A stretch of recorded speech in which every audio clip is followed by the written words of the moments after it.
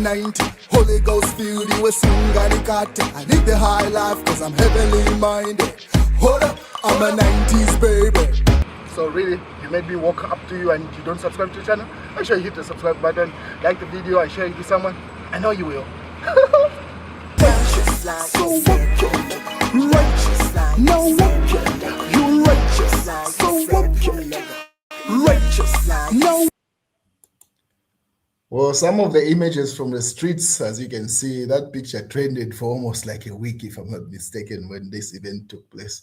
So this was taken during the Solidarity March from Cathedral of the Child Jesus, the one along Kinkata Road.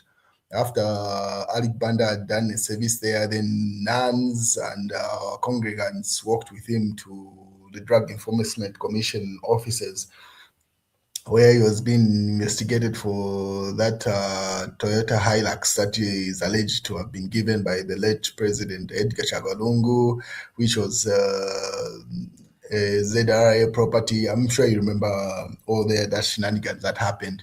But during that Solidarity March, as the nuns were working with the priests and also the archbishops, a number of political figures were also present.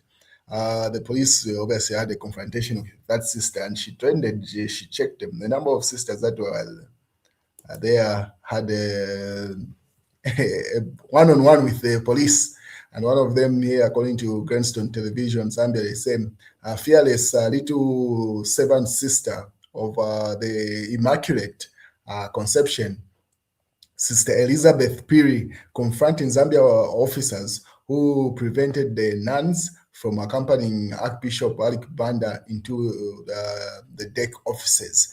So after they walked to the Drug Enforcement Commission offices, obviously that's where that interaction took place.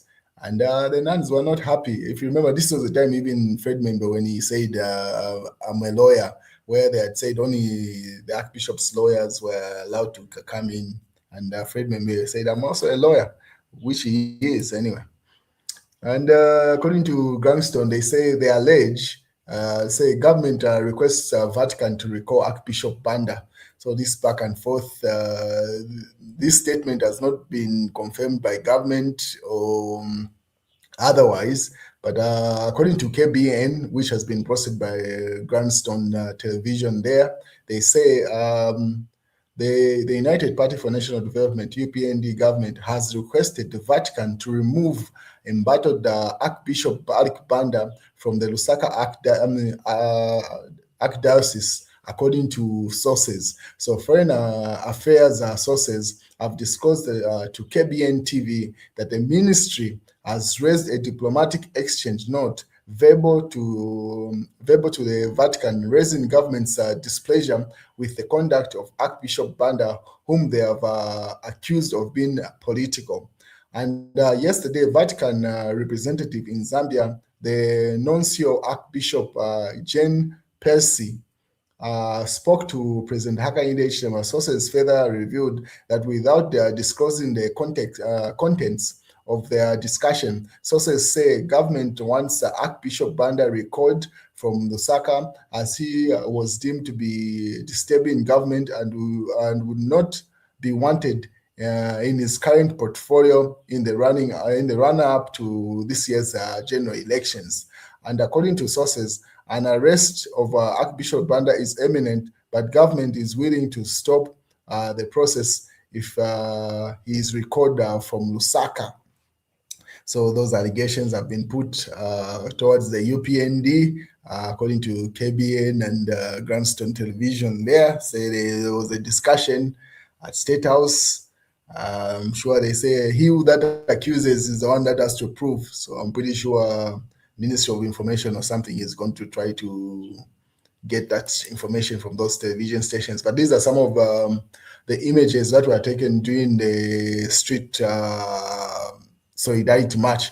As you may remember, when people were accompanying Archbishop Banda, so that's one of the individuals that was manhandled by the police there. In fact, it's two individuals. This is not the same person. So there was another person in the van there, another person being picked there during that Solidarity March. These are some of the images that were taken from the street. You can see Makebi Zulu and a number of bishops that accompanied Archbishop Banda and a number of congregants, because this march took place right after he had done a service, a morning service. Then he walked all the way to the deck offices from the Cathedral of the Child Jesus there. So you can see those images. And then in other news, by Grayson Amasaka, Chief Communication Specialist from State House. This has to do with the farmers. As you may be aware, there's been a situation with the farmers' payments for the maize that they had supplied to FRA.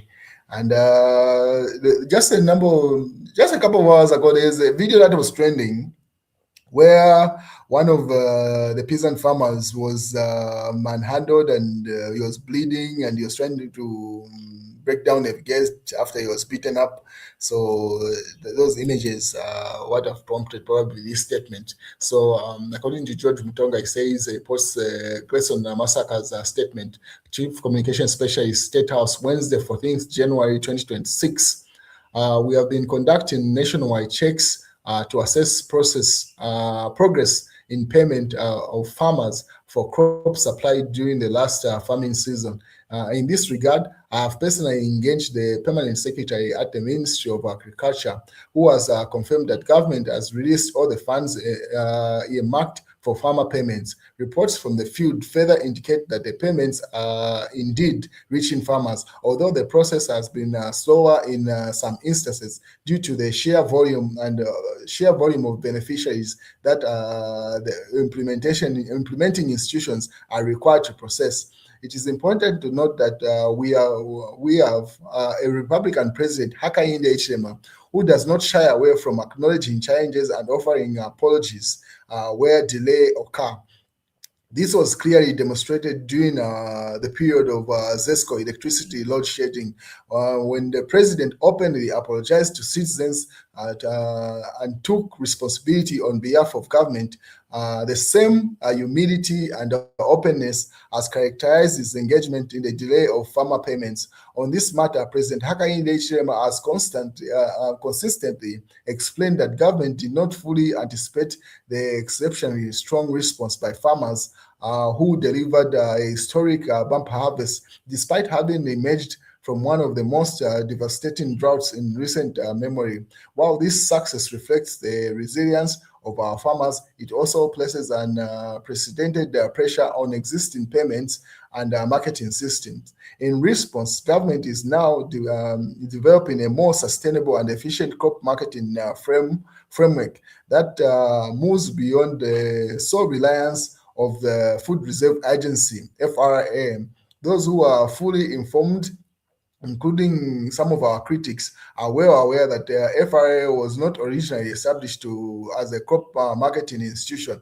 Its primary mandate is to manage the country's strategic food reserve, not the function as a large-scale marketing platform. According to government, accordingly, government is taking necessary and courageous steps to realign FRA with the core mandate, while simultaneously putting in place more appropriate and sustainable arrangements to crop marketing. This approach reflects a willingness to learn and adapt and offer a long-term solution rather than temporary fixes, always guided by the interests of the farmers and the broader national economy. So that's an apology coming from State House and from the president's spokesperson or chief communications specialist from State House, Grayson Amasaka there with regard to those payments. But in other news, the Patriotic Front is out of the Tonse Alliance, as you may be aware, and obviously they met up, obviously, to strategize. And Shimbagambwe left with those statements, according to the Daily Liberation. They say, Tonse a circus of small parties. Shimbakambwe says, and which is the reality. It's the same situation with the UKA Alliance. Without a Patriotic Front, those are just one-man parties. Literally, the individuals that enter those parties, those are the people that you see. It doesn't go beyond that. So that's a job there. Also, Simon Shtambala Mwewa has faced a bereavement. He has lost his brother and put up that image of his mom, dad, and himself and his brother Waria, who he lost just a couple of hours ago. He put up a statement remembering him, and so send some encouraging messages to Mr. Mwewa, the one who runs Simon Mwewa TV. Shtambaya Mwewa, and he puts up an image of his brother Waria, the one who has died, and him in 2010 there. So they have a bereavement in the family. PF Rango's causing anxiety Monday. This was known. I don't know why they delayed this long. Now we're in an election day. They're still fighting. Reduced prices. Kwacha has gained. Government tells businesses. Samson and Delilah. Obviously, that's a Kanyama situation. As Kanyama woman cuts sleeping habits, dreadlocks hair to reduce his powers of attracting women. UPND running country on propaganda. Kafwaya. FIA pays 6 billion kwacha to farmers. I will not back down. It's time to take over Patriotic Front, Munduwile. And then lazy members of parliament do not deserve gratuity. That's Matthew Mohan. And that's the news, ladies and gentlemen. Have a beautiful day.